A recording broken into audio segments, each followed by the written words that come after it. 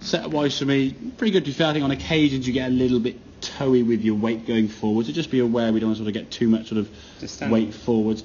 Yeah, to the ball help. I wouldn't say stand close. I think in some ways just less knee flex and a bit more tilt. So whereas your knees go this way and that way, whereas your knees are going that way, in there and there, if we sort of went a little bit taller with the legs that way and push hips backwards and has more tilt, you would just be in the same position, but the weight would sort of just shuffle back a bit more towards sort of the middle part of your feet. So at the moment, you're kind of here, okay, with a bit of knee flex. If you just sort of straighten your legs up, pop your hips back, you're in that position there now, but a bit more tilt. So it's the smid, and in some ways it's finding that balance point. Yep. For the majority of your shots, you don't really lose your balance. So it's not as if it's a major thing. It's just encouraging more of the club working over too far this way.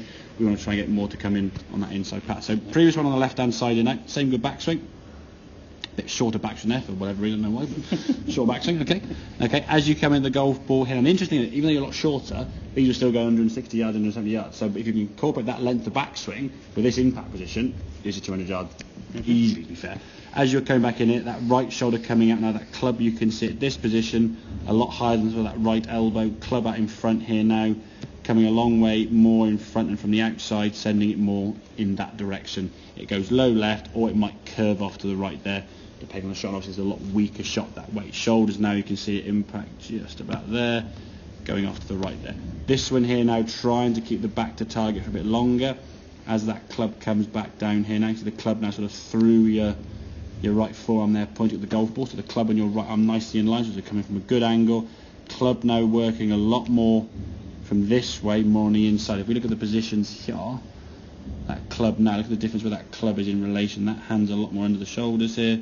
That one there's out there. This arm's further out. Everything's a lot more tucked in there. Club's working a lot more from behind you. Look at the club head is out here, whereas that club head is there.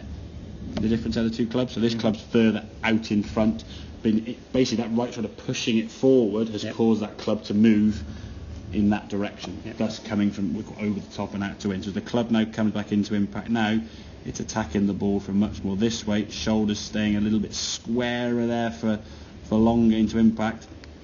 Ball now starting more on that line as opposed to this, where the shoulders now are open and the ball now starting left of that green line. So it's becoming aware of kind of where your body is in relation to the golf ball at impact.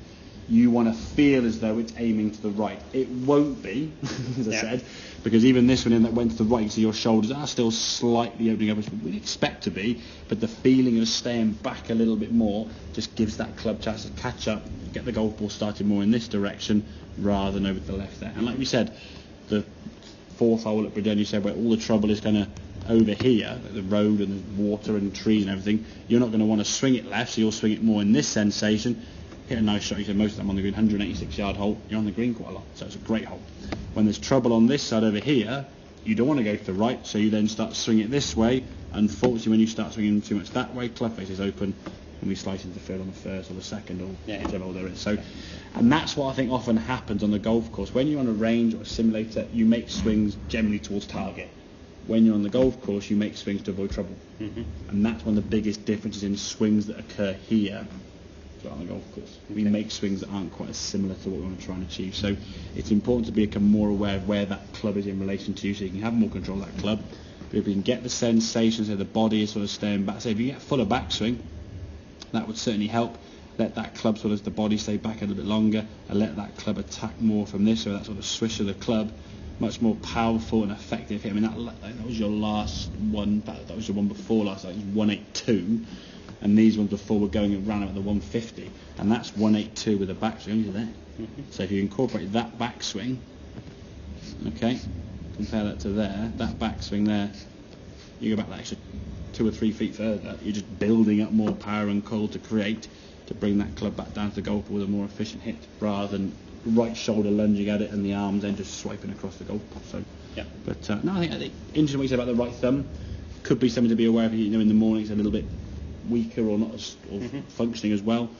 Perhaps try and do more practice if you can do different times of the day, or maybe sort of temper your expectations as to what it might be like, or perhaps build in a routine that might build you up so you get ready for the driver. So you know, okay, my thumb feels better now, it might be hitting a few more wedges just to find a better strike, get that in more of a functional thing. But even on any club driver through the bag, keep that body a little bit slower coming back down. Don't right shoulder it too much, I think, to try and get power. But the more you go over this way, the more down you're going to come, aren't you? Yeah. And then you're going to try and feel up out of it. Yeah. Make sense, yeah? Yeah. Excellent, good stuff. But you can see how you said that where you thought you were doing one thing, hit the ball high, was actually the byproduct of you actually doing this and then coming up this way. Yeah. So yeah, real and feel often very, very different. Okay.